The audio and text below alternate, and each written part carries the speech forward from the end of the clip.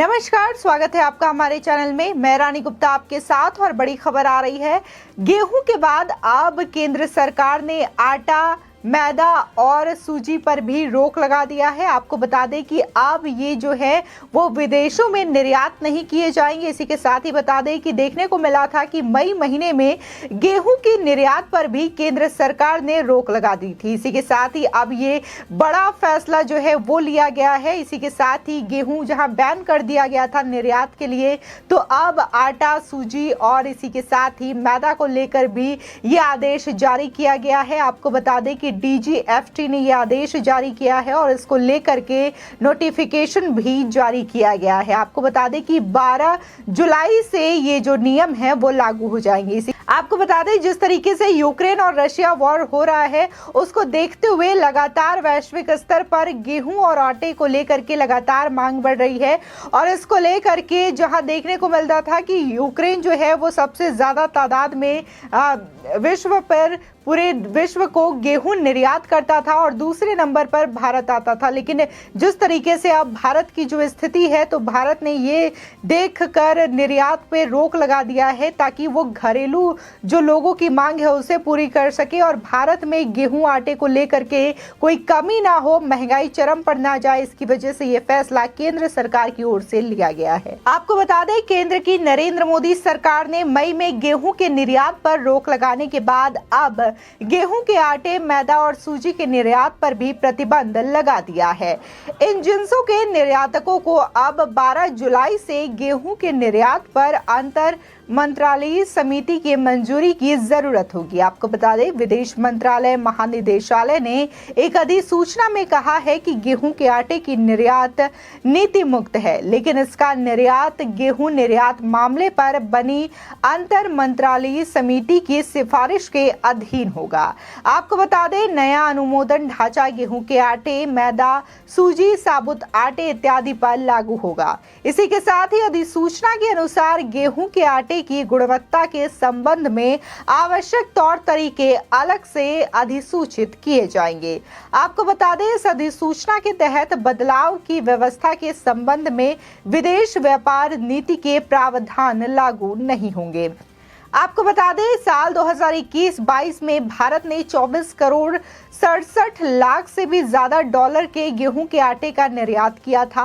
मई में भारत ने भीषण गर्मी से गेहूं उत्पादन प्रभावित होने की चिंताओं की बीच कीमतों में तेजी से अंकुश के लिए गेहूं के निर्यात पर प्रतिबंध लगा दिया था। वहीं रूस के यूक्रेन पर आक्रमण के बाद से वैश्विक गेहूं की कीमतें दोगुनी हो गई हैं, क्योंकि कई आयातकों को भारी कमी का सामना करना पड़ रहा है। आपको बता दें विश्व बैंक ने 5 जुलाई को कहा था कि यूक्रेन में युद्ध, आपूर्ति श्रृंखला में व्यवधान और कोविड-19 महामारी के कारण आर्थिक विकास के नतीजे एकदम उलट रहे हैं। वहीं खाद्य कीमतें सार्वकालिक उच्च स्तर पर पहुंचने की तरफ लगातार बढ़ रही है। रूस और यूक्रेन गेहूं के बड़े निर्यातक हैं। कई देश खाद्यान्न के लिए यहां से आयातित अनाज पर निर्भर हैं। लड़ाई के कारण सप्लाई चेन प्रभावित हो गई है। रूस और यूक्रेन से गेहूं मंगाने वाले देश अब नए विकल्प की तलाश में लगे रहे हैं। भारत गेहूं उत्पादन के मामले में दूसरे नंबर पर है, पर निर्यात के मामले में पीछे है। यहां उत्पादन का बड़ा हिस्सा घरेलू जरूरतों में इस्तेमाल हो जाता है। आपको बता दें जिस तरीके से गेहूं के निर्यात को लेकर के भारत सरकार ने यह फैसला लिया था, उसके बाद जहां आटे और मैदा को लेकर भी यह फैसला लिया गया है। बता दें देखा गया कि अगर वैश्विक स्तर की बात करें तो कोविड-19 महामारी के दौरान जो पूरा विश्व है एक संकट से जूझ रहा था और इसको लेकर के तमाम तरीके से अनाज उत्पादन में लगातार कमी देखने को मिली थी। इसी के साथ ही आयात निर्यात के मामले में भी ज्यादातर जो देश थे वो भारत की ओर रुख किए हुए थे, भारत की ओर देख रहे थे।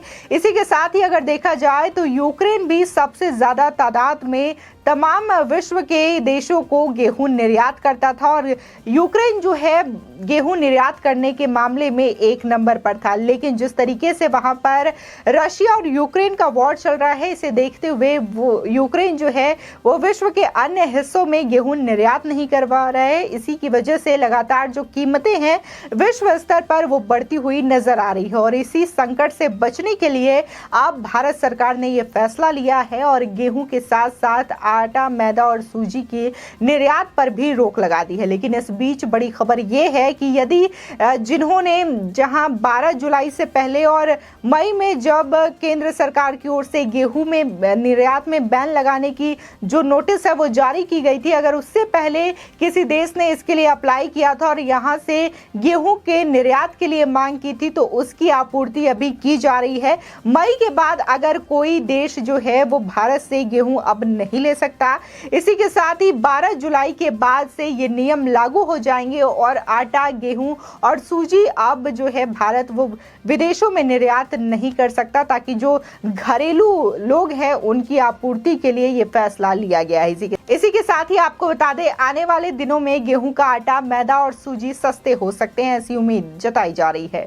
दरअसल सरकार ने मई में गेहूं के निर्यात पर रोक लगाने के बाद अब इसके आटे के निर्यात के लिए अंतर मंत्रालयी समिति की मंजूरी को आवश्यक बना दिया है।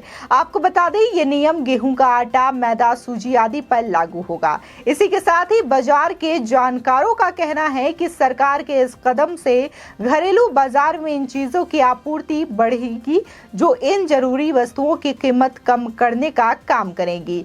इससे महंगाई की मार से जनता को कुछ हद तक राहत मिल सकता है। इसी के साथ ही आपको बता दें कि अब गेहूं के आटे के निर्यातकों को आटा निर्यात करने के लिए अंतर मंत्रालयी समिति की मंजूरी लेनी होगी और ये आवश्यकता 12 जुलाई से प्रभावी होगी। आपको बता दें, विदेशी व्यापार महानिदेशक यानी कि DGFT ने एक अधिसूचना में कहा कि गेहूं के आटे की निर्यात नीति मुक्ति है, लेकिन निर्यात के लिए गेहूं के निर्यात पर बनी अंतर मंत्रालय समिति की मंजूरी लेनी जरूरी होगी। आपको बता दें, पिछले महीने वाणिज्य मंत्रालय ने गेहूं का गलत तरीके से निर्यात रोकने के लिए भ्रष्ट व्यापारियों पर नई शर्त लगाई थी। विदेश व्यापार महानिदेशालय ने एक नोटिस जारी कर कहा था कि गेहूं निर्यातकों को अपनी निर्यात खेप भेजने को अनुबंध का पंजीकरण प्राप्त करने के लिए 13 मई को या उससे पहले जारी वैध LOC के साथ विदेशी बैंकों के साथ संदेश विनिमय जमा होना चाहिए। इसी के साथ ही आपको बता दें, GFT ने धोखाधड़ी करने वाले व्यापारियों को पहले ही तारीख वाली लेटर ऑफ क्रेडिट के आधार पर गेहूं निर्यात करने से रोकने के लिए नोटिस जारी किया था। तो कहीं ना कहीं अगर जो जानकार हैं वो ये भी बता रहे हैं कि इससे जिस तरीके से करप्शन जो हो रहा था विदेशों में, विदेशी व्यापारी जो करप्शन कर रहे थे, उसमें भी एक बड़ा रोक साबित होगा और ये करप्शन जो है पूरी तरीके से खत्म करने के लिए भी अच्छी कवायद है।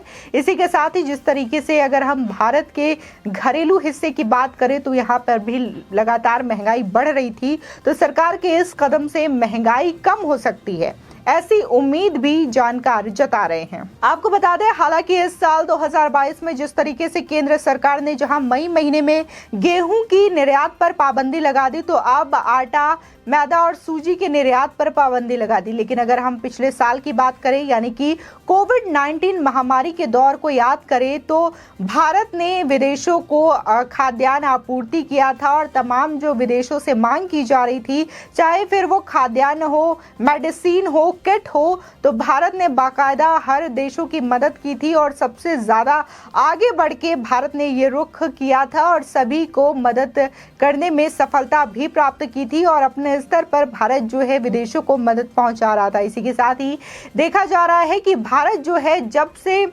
आजादी के बाद से भारत लगातार कई हिस्सों में, पड़ोसी देशों में, इसी के साथ ही विदेशों में भी लगातार गेहूं, चावल ये सब चीजें निर्यात करता है। लेकिन जिस तरीके से अब की जो बातें सामने आ रही है, तो अब गेहूं की पाबंदी के बाद इस तरीके से आटे पर भी पाबंदी लगाना कहीं ना कहीं जो घरेलू बाजार है उसको मजबूत करने की ओर ये केंद्र सरकार का बड़ा फैसला माना जा रहा है, ताकि जो भारत में स्थिति है, महंगाई की स्थिति है, उसको कंट्रोल किया जाए। आपको बता दें, ये जो नोटिफिकेशन है वो 12 जुलाई से लागू होगी। इसी के साथ ही DGFT ने ये नोटिफिकेशन जारी कर दी है। आपकी इस खबर पर क्या राय है, हमारे कमेंट सेक्शन में जरूर बताएं। आगे की और भी अपडेट के लिए चैनल को सब्सक्राइब करना ना भूलें।